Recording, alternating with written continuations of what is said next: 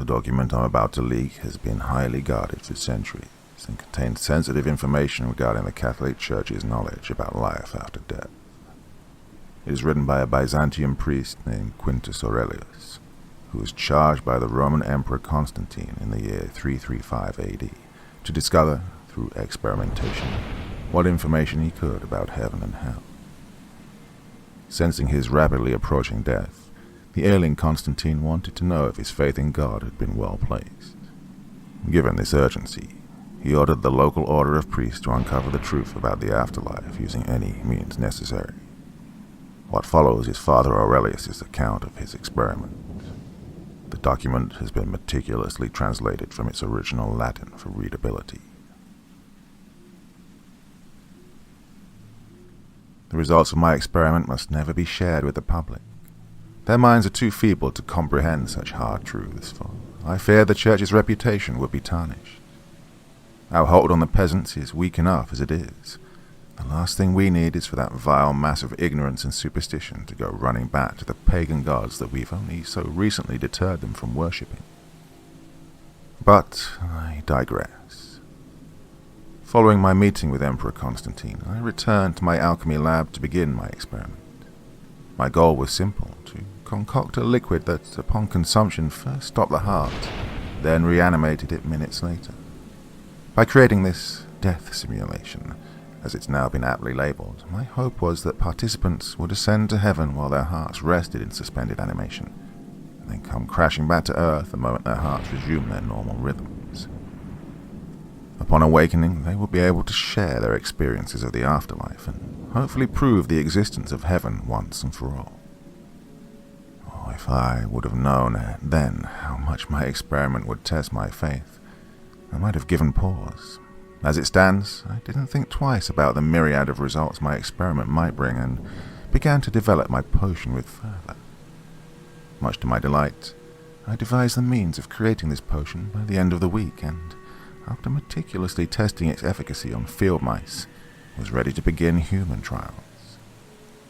So I packed my bags, prepared my cart, and traveled to Petra, a secluded village deep in the countryside, to begin my experiment.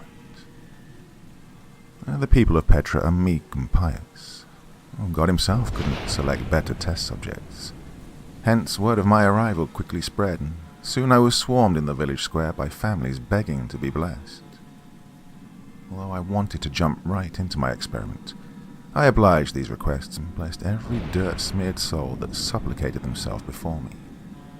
Foregoing the blessings would have been rude. The Petrans are a superstitious people. They would have taken my refusal as a sign of God's anger and fallen into panic. Once the blessings were complete, I ascended a nearby podium and addressed the gathered families, who gazed up at me as if I were St. Peter himself. "People of Petra," I began, "I come to you bearing a marvelous gift. At the request of the Emperor, I have developed a means of gazing upon the opulent splendor of heaven. By drinking the concoction that I have packed inside my cart, your soul will be elevated to the pearly gates for several precious minutes, before easing back down to earth, bearing spiritual knowledge thought previously to be beyond human discernment." I paused as excited murmurs echoed throughout the crowd. "Rejoice, for you are the only town that the Emperor has deemed fit to partake in such a holy pilgrimage. The piety and goodness of Petra is known throughout the empire. No other city is better deserving of God's grace. So, step up while time remains and consume the drink that Jesus Christ himself would have bestowed upon his disciples." Now the Petrans clamored towards my cart, pushing and shoving each other like children battling for a promised piece of candy. I administered doses of my potion as fast as my fingers allowed, until 10 minutes later every man, woman, and child gathered in the square possessed a vial. "May God bless you all as you begin your journey," I said, reascending the podium. "Raise your vials now and drink, carrying with you the good will of the Emperor." My heart quickened as the gathered crowd emptied their vials. Their eyes burned with excitement as the liquid splashed down their throats. Other than the faint whispering of the wind, which had picked up with the arrival of the setting sun. Not a sound could be heard. One by one, the patrons tumbled to the ground as their hearts stopped. Although I gazed upon this dramatic spectacle with expectant eyes, my breath still seized at the sight of so many lifeless bodies languishing under the purple clouds. Even their chests were still. I was the only being in Petra that still drew breath. As the minutes ticked by and the still patrons laid lifeless before me, I began to fear that my potion had killed them. The hearts of the mice that had served as my initial subjects had only fallen dormant for 3 minutes. 7 minutes had now passed since the patrons had first downed their vials, and not a single soul had awakened. I cursed myself for performing my first human trial on such a large group of people. My excitement to uncover the truths that my potion had the potential to reveal had clouded my reason. Had my mind been operating with its normal precision, I would have begun my experiment on a single subject. Then, if the results had been favorable, would have proceeded to offer the potion to a population like the one laying before me now.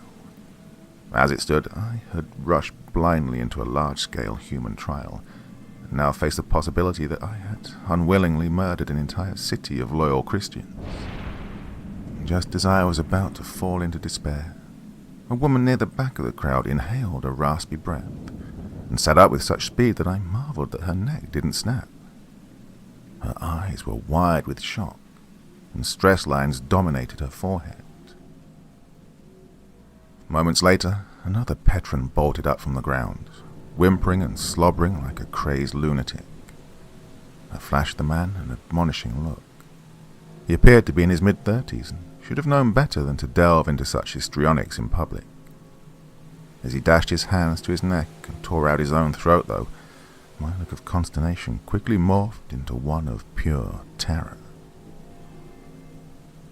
I watched in stunned silence as more patrons regained consciousness. Their expressions ranged from shaken to downright crazed. Frenzied energy filled the air as dozens of blood-curdling shrieks sounded, sending the birds clamoring from the nearby trees and into the velvet sky. Never before had I witnessed such a chaotic scene.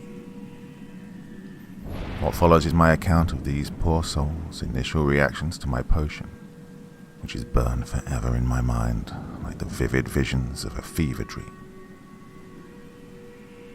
The 2 men closest to the podium threw themselves down a nearby well and became wedged halfway down the stone shaft, which had been too narrow for them to travel fully down. Their spines cleaved in half as their bodies formed into right angles, chins and feet facing the sky while their bloated bellies arched down towards the tainted water. To my left, a half-dozen women pulled out their hair, thread by thread, until their scalps laid in tatters on their bloody shoulders. During the entirety of this sadistic spectacle, they babbled about eternal darkness and lakes of fire, making even my blood run cold. Before I had a chance to calm them down, they sprinted across the field, flanking the city, and hurled themselves off of a cliff.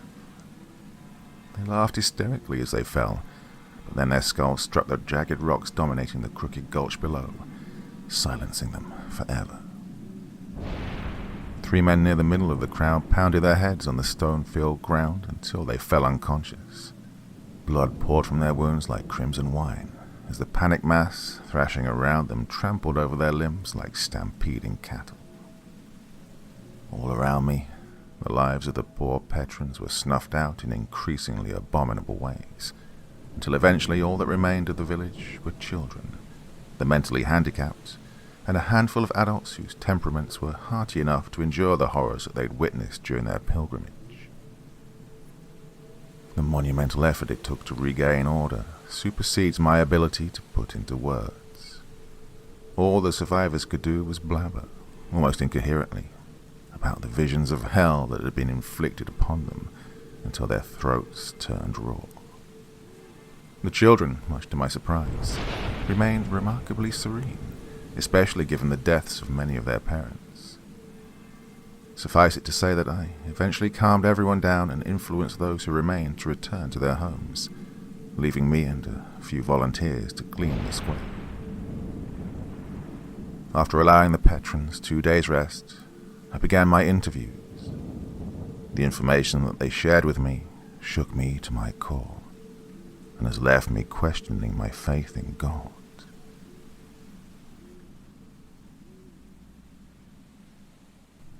If the surviving patrons didn't possess such reverence for the church, they would have crucified me for inflicting such profound suffering upon them. I had promised them magnificent visions of heaven, yet my potion had transported them to the deepest pits of hell. Whether this was a result of some unknown defect within my concoction, or sins on their own behalf, I did not yet know. After giving the survivors time to recover from their pilgrimage and mourn the dead, I ushered them in small groups to the picturesque church on the hill behind the village square to begin my interviews. Despite the massive tragedy wrought by the experiment, I still needed to procure what information I could from the patrons about the afterlife. Emperor Constantine fervently awaited my report. He is an impatient man, and one that I didn't want to anger.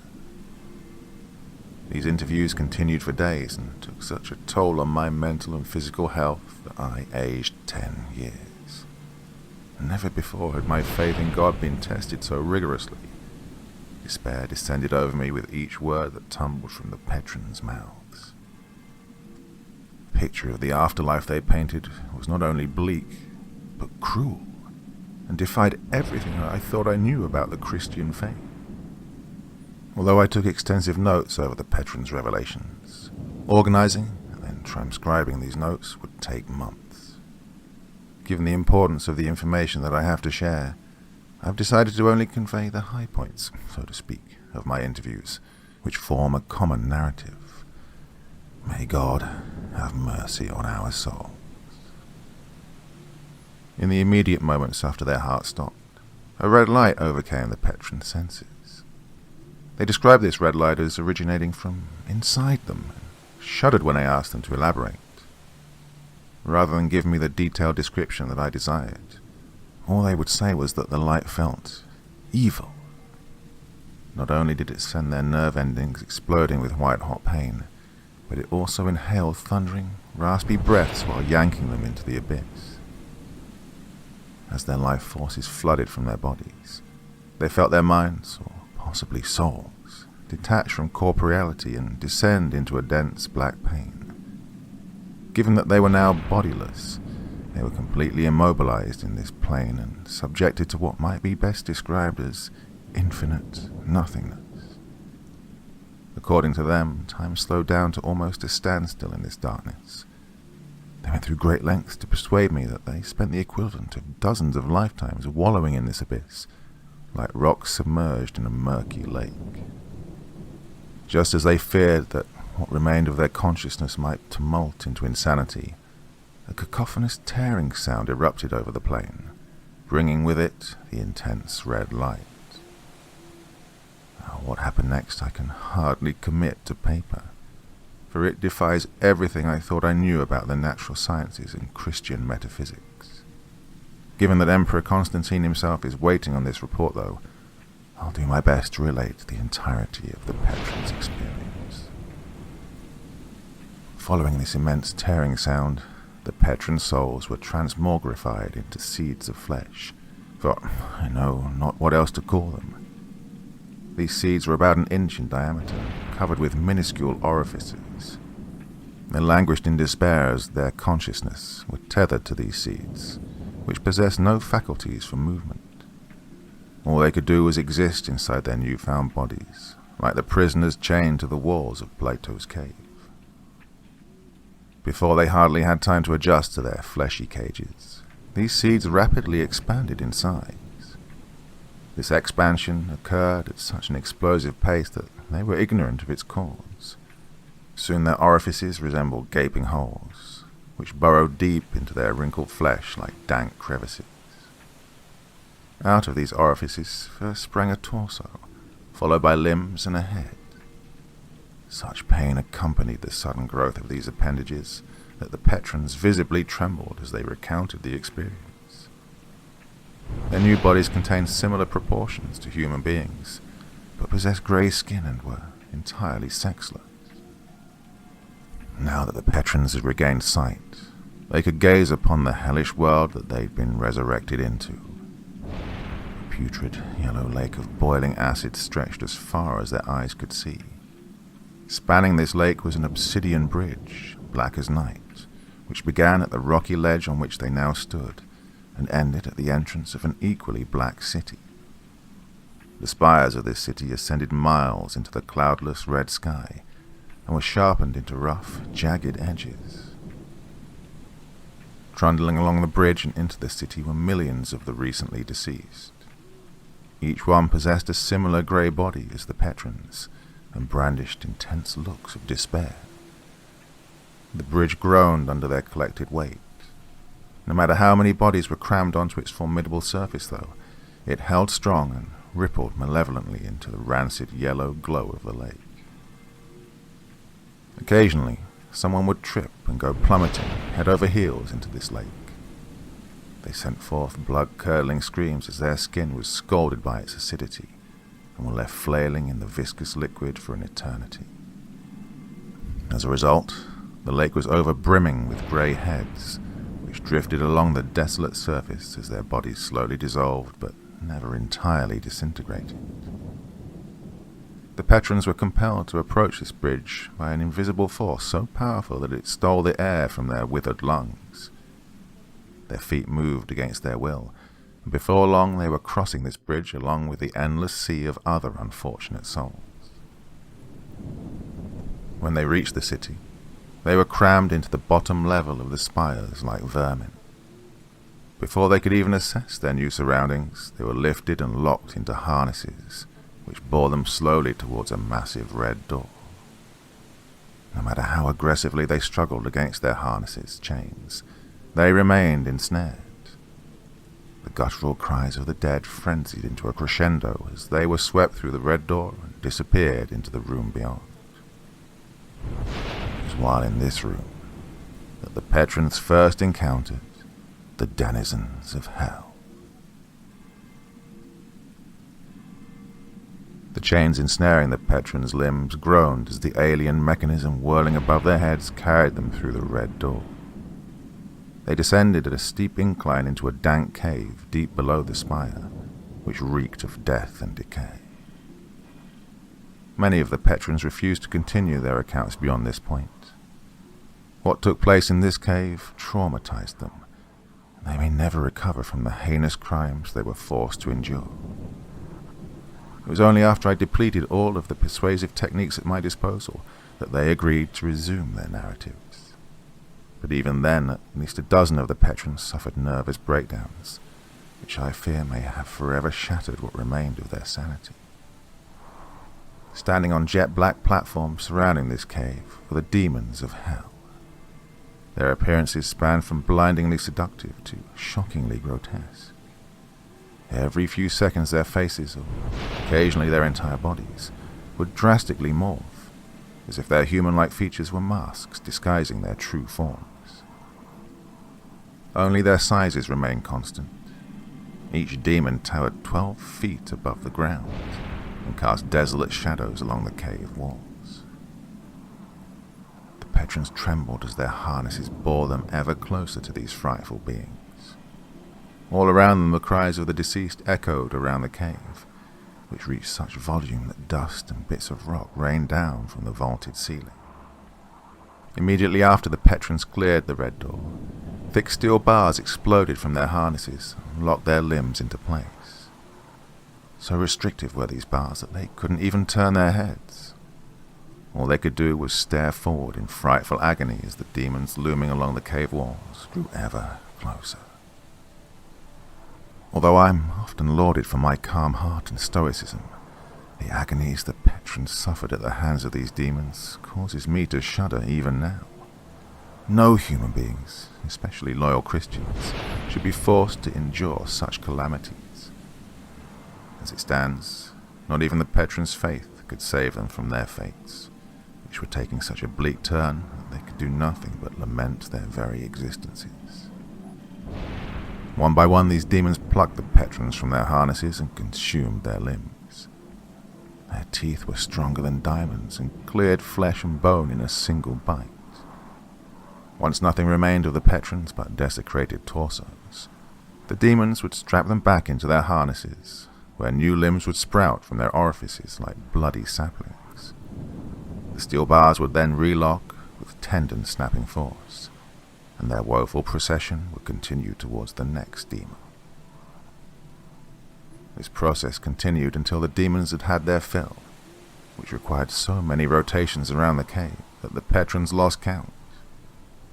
Many of them went insane from the trauma of having their limbs continuously consumed, and gnawed off their tongues the moment their heads grew back.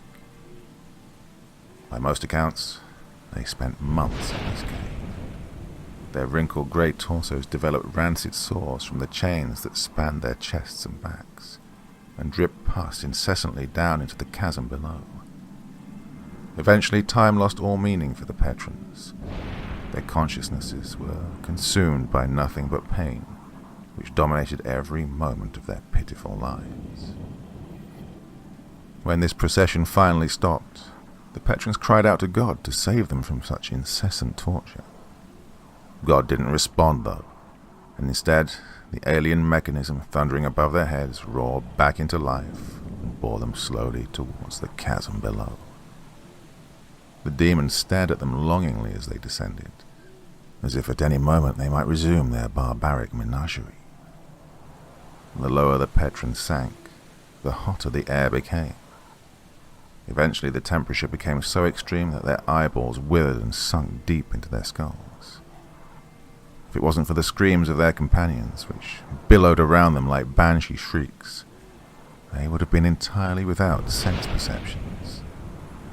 As they continued their plunge into the depths below, their mouths met similar fate to their eyes, silencing even the loudest of their cries. After the patrons sank for so long that their experiences in the cave became distant memory, the mechanism stopped, sending them jolting forward into their chains with such force that their ribs cracked. What follows is a torment so sinister that only the King of Shadows could devise it. Following a mechanical screech so jarring it exploded the patrons' eardrums, their harnesses started spinning. This spinning doubled in speed every 10 seconds until the force of the air was enough to bruise their bodies. So violent did this speed become that the patrons couldn't even form thoughts. All they could do was languish in their chains as their brains vibrated inside their skulls like locust wings. Accounts of how long this spinning continued varies from patron to patron. Some say it lasted no more than a few days, while others say it lasted for several years. Regardless, the vile experience they endured in this second room shattered what remained of their spirits, and drove the majority of them past the brink of insanity. Well, the patrons regained consciousness in the village square before this spinning concluded, which leaves me with countless questions. Would their harnesses have eventually propelled them into additional chambers, or is this violent spinning the final fate of poor souls cast into hell? Either option strikes fear in my heart, for both surpass the threshold of human endurance. Given the horrors the patrons experienced during their pilgrimage, it's no wonder that many of them acted so crazed during the final moments of their lives. They were pushed well beyond the limits of suffering. Even the most heartless of villains would have had no choice but to take pity on their unfortunate souls. For this reason, I have to ask, why did God allow the patrons to be cast into the pits of hell? They're model Christians. If not even their piety is enough to ascend to heaven, then we must certainly all be doomed. Can God really be so cruel? Does our Father truly have such lofty expectations for his children? If believing in Jesus Christ isn't enough to forgive us our sins, then what must we do in order to avoid a similar fate as the patrons? Well, I leave you to be the judge, for my mind is growing weary and I must move on to my account of the children's experience while my candle still burns. My hand trembles as I reflect on the freakishness of their tale, which has left me with more questions regarding our faith than even the grotesque venture of their parents. I gathered the children into the pews of the sanctuary and ushered them in one by one, into the pulpit so I could interview them. They were surprisingly eloquent for their ages, especially given the trauma they'd just endured. Descriptions of their pilgrimage poured from their mouths like milk and honey from the promised land, and painted such an abstruse picture of the afterlife that it left my heart galloping inside my chest. Unlike their parents, the children were overtaken by a blue light after their hearts stopped, rather than a red one. The light consumed their entire being. They became the light, and for a time lost all notions of self. But then this light exploded like yolk from a cracked egg, and sent them plummeting towards a landscape so alien I find it nearly impossible to rationalize. Towering trees dominated this landscape. Leaves bluer than the sky covered each jagged branch, which shook violently from the gusting wind. Each trunk was a different shade of white, and possessed so many wrinkles they looked like ancient skin. The children huddled under these trees as yellow rain began to pour from the sky. This rain fell in unbroken streams rather than single droplets, and despite the protection of the leaves, the children soon became soaked. So thick was this rain that they could hardly breathe. All they could do was clutch the withered trunks with trembling arms and pray that each breath they took wouldn't be their last. Just as the children were on the verge of panicking, 3 creatures came barreling through the trees behind them and scooped them up with massive arms. These creatures had human faces, but were missing mouths and noses. Instead, 2 sets of eyes dominated their ivory white skin, which blinked independently from each other. They had 4 arms and 4 legs, and sucked in air through gaping, toothy orifices on their backs. The children clung on for dear life as these creatures whisked them away into a nearby cave. This cave stretched for miles and wound upwards rather than downwards. Its walls were made of smooth white rock that glistened from the light spilling from the creatures' eyes. The creatures placed the kids on their shoulders, grasped these walls with each of their appendages, and shimmied upwards like spiders. They moved with such speed that soon the children's arms ached from the effort of holding on. Air billowed around them like thunderstorm gusts, and blew their hair back from their brows. Eventually they came upon a sprawling chamber. The creatures placed them back onto the ground, and then ushered them through the weathered archway that served as the chamber's entrance. This chamber was filled with every toy imaginable. Dolls, balls, swings, wooden swords, and any toy that a youthful soul could ever want. Additionally, thousands of children were milling about the chamber, playing with these toys and each other as if they were siblings. Their joyous laughter echoed pleasantly off of the stone walls, and their footsteps reverberated through the air like notes from a perfectly tuned drum. The creatures gently pushed the Petron children toward the toys. Their eyes glimmered with mirth as they surveyed the lively scene in front of them, as if they were the loving parents of every child dancing through their shadows. After a few moments' hesitation, the Petrons approached the toys and soon were bouncing around the alabaster walls with all of the other children. The fun they had in this chamber cannot be understated. Time slipped by in indeterminable chunks as they befriended every new child they came across, and tested the diversity of toys like gluttons tasting wine at a symposium. Just as the Petrons were beginning to feel at home in their new environment, a bass-filled chant exploded through the air, followed by a searing red light. The Petrons watched as the children around them pivoted southwards and prostrated themselves. "The servants are coming," said a nearby child. "Whose servants?" said Claudius, the oldest of the Petrons. "The servants of the grinning man." Before Claudius could respond, 6 entities similar to the demons the adults had encountered in the depths of hell ascended through a chasm in the middle of the chamber and landed silently on the stones. Their massive frames made the prostrated children below look like ants. The Petrons watched as these entities plucked armfuls of children from the ground and disappeared back into the chasm. After the last entity vanished from sight, the chanting and red light vanished, and the children regained their feet and continued playing. "Where did they go?" asked Claudius, grabbing a passing boy by the arm. The other patrons were cowering behind him like frightened lambs. "To see the grinning man," said the boy, yanking his arm away. "Don't you know anything?" "Who's the grinning man?" "He's the king of this place. He takes care of us." "Where is he? I want to meet him." The boy laughed. "The only way to see the grinning man is if he chooses to bring you to his castle." "Where's that?" The boy pointed at the chasm. "Down there."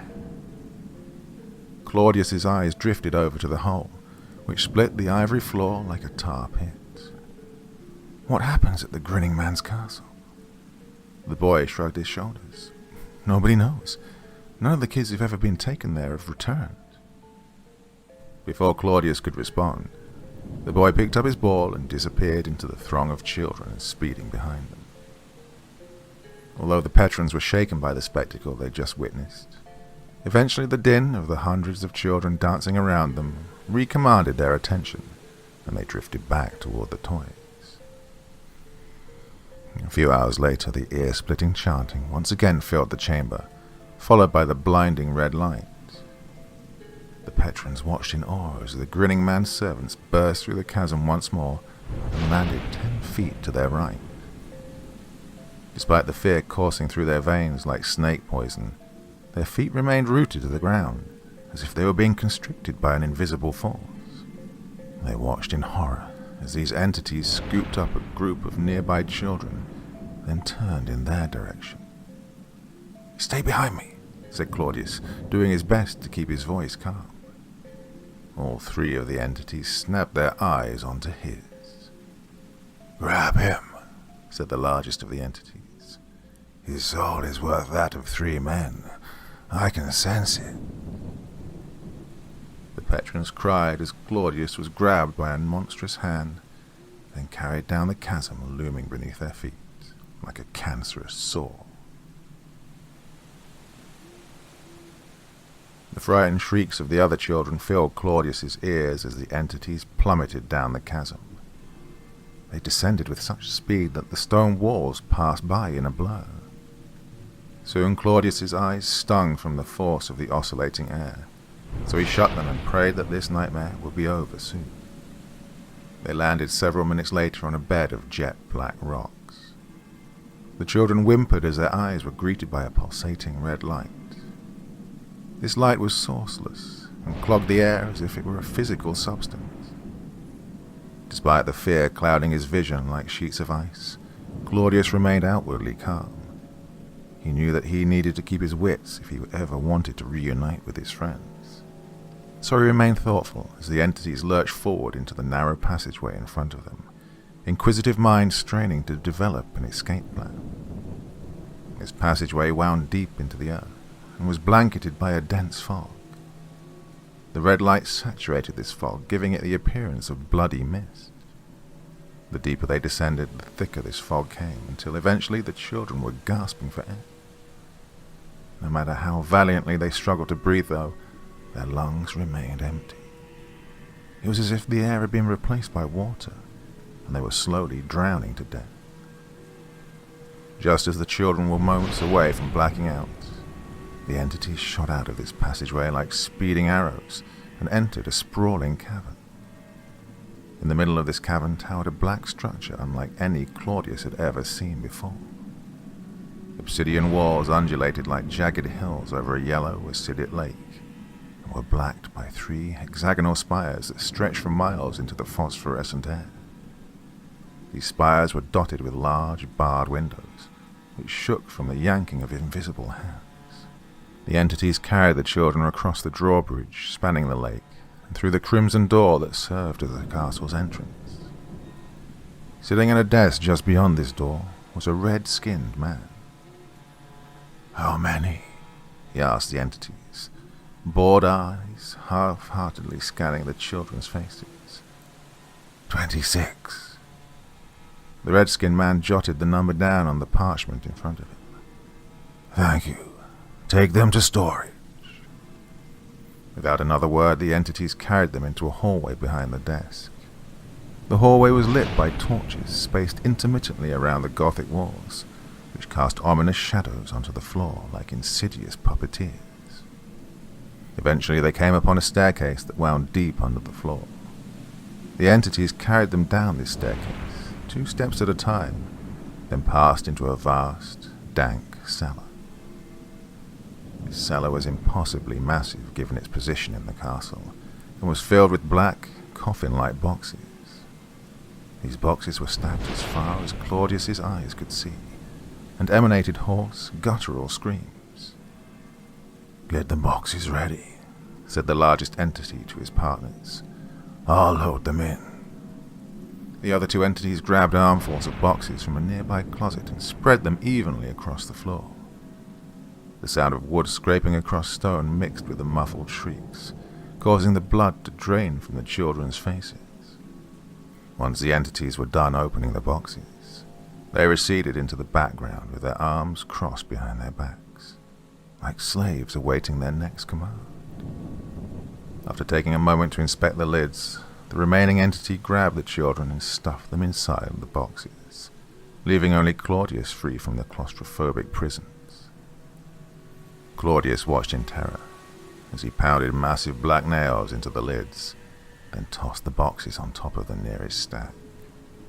The frightened shrieks of the children intermixed with the frantic crying of the other poor souls trapped inside the boxes, and soon became indistinguishable. They were like vermin trapped under the floorboards of a dilapidated house. They were completely ensnared by their wooden coffins, which loomed so closely over their panicked bodies they couldn't even raise their heads. "Don't you even think of running," said the entity, reading Claudius's mind. "You're needed in the inner sanctum." He turned his head towards the other entities. "Unload 10 boxes and do it quickly. We're behind schedule." The entities hurried over to the stacks, grabbed 10 boxes and placed them on the ground. They then tore off the lids with their bare hands, revealing pale, shivering bodies that barely looked human. "Stand up," said the largest entity. His command was met by crazed sobs. He surveyed the pitiful bodies languishing in front of him, then turned around to address the other entities. "Looks like their minds have spoiled. How long have they been incubating?" "About 600 years. He grunted. "Oh, they should still be ripe then. I suppose children are growing feebler. We'll shorten the incubation period to 500 years and see how they fare." "Yes, sir." "Grab them and follow me." Claudius was lifted into the air by a rough, fetid hand, which gripped his ribs so tightly he feared that they may crack. To his left and right dangled 2 children whose faces had gone blank from insanity. Their eyes were shriveled and crossed, and their tongues had been chewed down to pulpy stumps. It took all of the energy that Claudius could muster to remain calm. Panic threatened to overtake his every breath. He imagined having to suffer inside the castle for an eternity, and blinked back the tears forming behind his eyes. Eventually they came upon a glowing crimson door even more massive than the one that fronted the castle. Standing beside this door was the red-skinned man holding a wrinkled scroll. "You're late," he said, eyeing the largest entity. "Apologies, there were some delays. You know he hates being kept waiting." The entity cast his gaze towards the floor. "Regardless, I can see you've brought him quite the catch." He smiled at Claudius. "I have. May we enter?" "You may." The red-skinned man snapped his fingers. Behind him the crimson door spluttered to life and swung open on groaning hinges, revealing a colossal chamber. In the middle of this chamber towered an imposing black throne on which sat the most beautiful man Claudius had ever seen.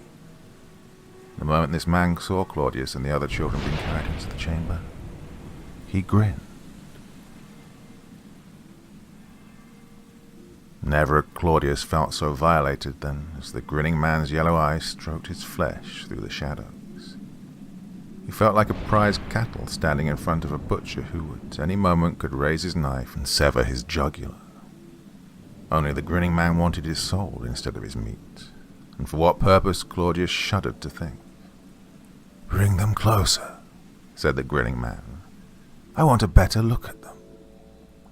The entities heaved Claudius and his companions across the chamber, their arms constricted from the force of their combined weight, sending the air blasting from Claudius's lungs. After performing a series of prostrations, the entities sat the children down on the black stones beneath the grinning man's feet. The grinning man's jagged throne loomed menacingly over their heads, making Claudius feel dizzy. "Wonderful," he continued. "They're perfect, especially him." He pointed at Claudius. "We only find a child with a soul as powerful as his once every millennium. Where is he from?" "Petra," said the largest entity. "He's a new arrival." "Interesting. It's been many long years since a Petran has walked through these doors." Claudius's skin writhed under the grinning man's gaze. He wanted nothing more than to flee from the chamber, but his legs felt lethargic and boneless beneath him. "Thank you, Master," said the entity. "That's why I skipped his incubation period. I figured that you would want to see him immediately." You thought right. By the time I'm through with him, he'll be one of my most powerful servants. The walls of this castle will tremble from the simple uttering of his name." He leaned forward on his throne and addressed Claudius. "Don't look so glum. Your life has a purpose now, and one far grander than any you can find in Rome." He rose to his feet. "Enough conversation. Let's begin." The grinning man strode across the chamber with such force the walls shook. His body grew with each step he took. By the time he reached the children, Claudius had to strain his neck just to see his face. Claudius watched in horror as his hands morphed into black, withered claws. These claws had disease-ridden orifices languishing in the middle of their palms, which pulsated with a menacing darkness. This darkness tainted the surrounding air and filled the chamber with a sordid haze. After taking a few moments to survey the children with his yellow eyes, the grinning man grabbed two of them with hooked talons and dragged them across the chamber. They screamed as their bare feet slid across the coarse stones, breaking their toes and lacerating their skin. What happened next to these poor children turns my stomach. How can such meek and innocent souls be forced to endure such blasphemies? Tears fill my eyes as I write this, for even the memory of their experience burdens my heart with dread. Once the children were only inches away from his feet, the grinning man reared back his arms and consumed their heads with the orifices in his palms. The children's bodies heaved and quivered as their faces were caressed by the darkness. The grinning man's face trembled with ecstasy as the children struggled to free themselves from his suction-like grasp. Their struggles only caused them to sink even deeper into his orifices, though, until eventually their necks passed into the toxic pits. Chills rippled across Claudius's body as their guttural screams sliced through the air. No matter how badly he wanted to help them, though, he knew that his attempt would end in disaster. The grinning man now towered 20 feet into the air. Not even the strength of 10 men could overpower him. All he could do was to sit there on the stones and wallow in despair as his companions descended into oblivion. The ensnared children floundered as first their torsos were consumed by the orifices, and then their legs. If it wasn't for the panicked shrieks reverberating through the chamber, Claudius would have thought that they'd been completely eviscerated. Several agonizing minutes later, the grinning man raised his hands into the air. His orifices opened with an ear-splitting snap, revealing 2 red-skinned men. Their bodies were remarkably similar to that of the 2 children's, but their bodies were supple and strong. "Your transformations are complete," said the grinning man. "May you serve in my kingdom for the rest of eternity. Leave now and attend to the duties I have bestowed upon you." The red-skinned man bowed and exited through the crimson doors. Now that the children had witnessed what would soon be their fates, started sobbing uncontrollably. Even the cross-eyed children beside Claudius, whose minds he thought had fallen entirely dormant, wailed at the sight of the grinning man's dripping orifices. Only Claudius remained calm. His mind reeled from the effort of developing a means of escaping. No matter how hard he tried to think of suitable ideas, though, every time his eyes locked onto the grinning man's sadistic face, all of his epiphanies vanished into the putrid air. Grinning man grabbed 2 more children and consumed their bodies with his palms. These poor victims struggled even harder than the previous unfortunate souls. Their limbs jettisoned through the air like severed tentacles, and their screams reached such volume that their larynxes ruptured with an audible tear. But then the grinning man raised his arms once again into the air, and their screams morphed into joyous laughter as their bodies donned new flesh. Claudius watched in terror as the grinning man turned all of his companions into red-skinned men. Their cries wound through the air like animals being slaughtered, and were only silenced when their tormentor released his hold on their emaciated frames and sent their new bodies trundling through the crimson doors, hive minds kowtowing to his hypnotic commands. When only Claudius remained, the grinning man banished the entities from the chamber and regarded him with ravenous eyes. "It's only you and I now," he said. "Don't be afraid, I have such sights to show you." Claudius screamed as the grinning man wrapped his claws around his head and lifted him into the air. Pain exploded in his spine from the strain inflicted on his neck, but he resisted the urge to cry. He didn't want to give the grinning man the satisfaction of watching him suffer. When Claudius reached the base of his eyes, the grinning man paused. Yellow dominated the entirety of Claudius's vision. The grinning man's irises glowed like torches in front of him and radiated such heat that the saliva evaporated from his mouth. No matter how badly he wanted to look away, though, his gaze remained transfixed on the yellowness swimming before him, as if he were hypnotized. "Brace yourself," said the grinning man, "for your transformation will be an arduous process. When it's complete, your power will only be second to my own. Not even the angels in heaven will dare test your strength." Claudius's limbs went numb as an unseen force constricted his body. The sudden relaxation of his muscles caused his bowels to release and his arms to spasm. He couldn't even blink his eyes, much less struggle, as the luminosity of the grinning man's gaze intensified and sent bright dots dancing across his pupils. The brightness of the grinning man's irises increased to the point that Claudius feared he would go blind. Dark spots slid across his eyes like flowing lava, and were only broken up by patches of yellow and red. If his throat didn't feel like it had been stuffed with pounds of cotton, he would have screamed. Just as what remained of Claudius's vision was about to tumult into darkness, a tearing sound exploded above his head, and he and the grinning man went soaring into a shadow-filled room. Chained to the walls of this room were creatures so grotesque they made Claudius's stomach reel. Pus oozed from the pores of their yellow skin, and their faces were jagged and angular, as if their skulls had been partially crushed. "Don't be frightened," said the grinning man. "These are my children. They won't harm you."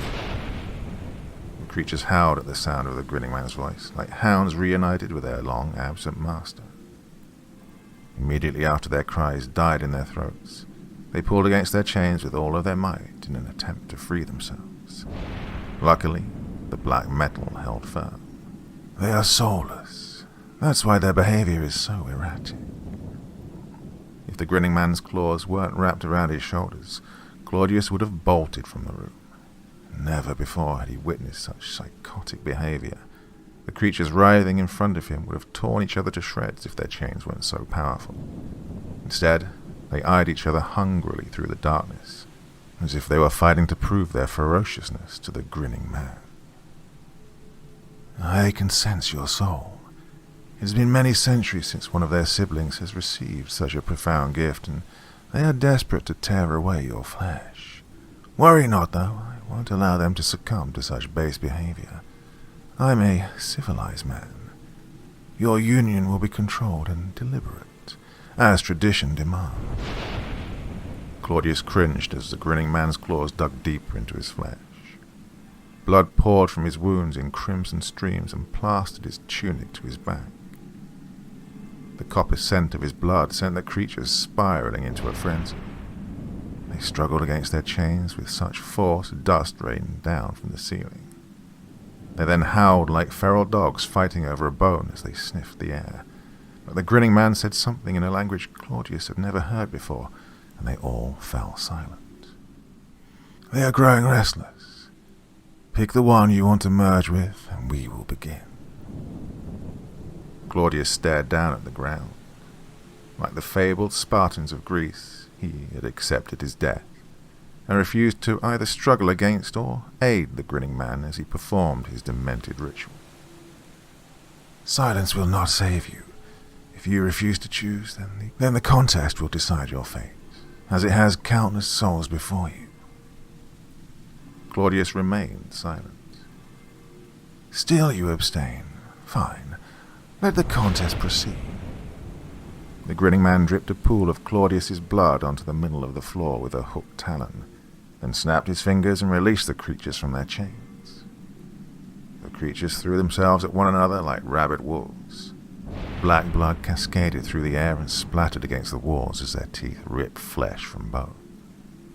Only their guttural howls could be heard over the incessant tearing, which ripped through the air like cacophonous banshee shrieks. Eventually their teeth found each other's throats and sent their howls tumbling out of the open wounds in their necks. Black blood poured down their bodies in viscous rivulets, making their withered yellow skin look like rotten viper husks in the shadows. The grinning man's claws tightened around Claudius's shoulders and very nearly sliced through his tendons. Claudius hardly noticed the pain, though, for his attention was consumed by the malicious menagerie wreaking havoc in front of him. As the fight wore on, the brutal violence became too much for Claudius to bear. Not even his monumental bravery could influence him to continue watching as the creatures devoured each other's limbs with teeth sharper than tempered steel. So he closed his eyes and tried to imagine what he was back home in Petra, laying beneath the trees behind his home, or running through the meadow beyond the village outskirts. When the gruesome sounds finally ceased several minutes later, he opened his eyes. Crouched in the middle of the chamber was a single creature whose mouth was caked with the gore of his siblings. Its yellow eyes stared longingly at him, as if it could already taste his soul. "Ah, we have a match," said the grinning man, "and what a match it will be. Your union will shake the pillars of heaven and cause even God to tremble." Claudius closed his eyes as the grinning man tightened his grip on his shoulders. He could feel his putrid breath crashing against the back of his neck like furnace fumes, and resisted the urge to gag. The surviving creature clambered forward through the shadows. Black blood oozed from its lacerated skin as it crawled on all fours across the colorless stones, clawed hands reaching for Claudius like spectral knives, hurtling through a pool of murky water. "Don't resist," said the grinning man. "Only a handful of souls have had the privilege of merging with one of my sons. You're receiving a marvelous gift." Claudius shivered as the creature wrapped a blood-smeared hand around his ankle. His shin exploded with pain from the force of its grip, which was tight enough to crumple steel. "The bond has been made. Your souls will soon intertwine. Tales of your union will echo through hell for an eternity." Claudius screamed as the skin surrounding the creature's claw turned black. His nerve endings writhed as an alien sensation spread rapidly across his leg, which felt like dozens of hornets simultaneously jamming their stingers deep into his paws.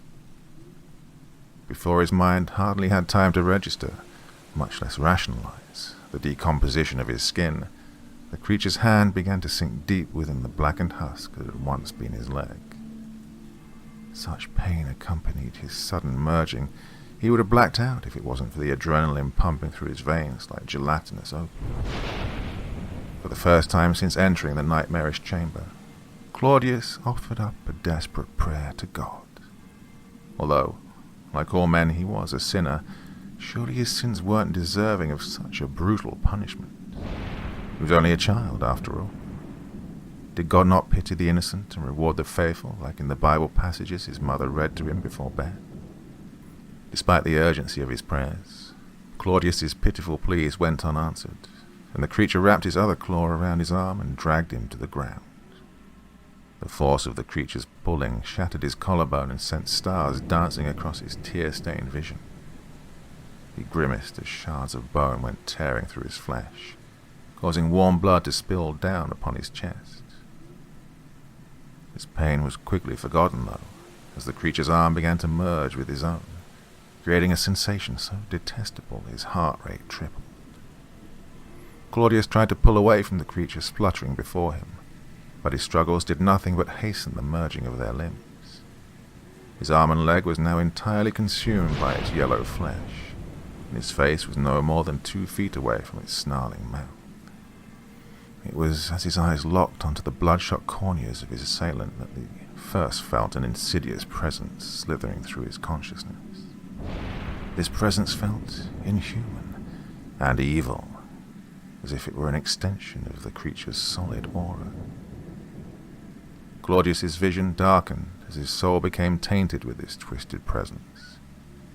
He could sense its vile thoughts as clearly as his own, and trembled as a single word dominated his awareness. Mate. The creature grabbed his arm and yanked him on top of its body. Their skin formed a singular black mass that hissed and gurgled as his pale skin melted from his bones. Despite the agony threatening to tumult his sanity into oblivion, he ignored this pain, for all he could focus on was the demented consciousness overtaking his own. Just as what remained of his soul was moments away from being consumed by the creature, a searing red light erupted in the chamber. This light exploded the grinning man's eyes and sent him plummeting to the ground.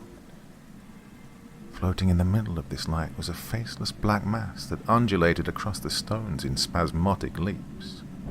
Although this shadow silhouette possessed arms and legs, it was clearly inhuman, and exuded such malice that it made the creature writhing on top of Claudius look like a newborn pup.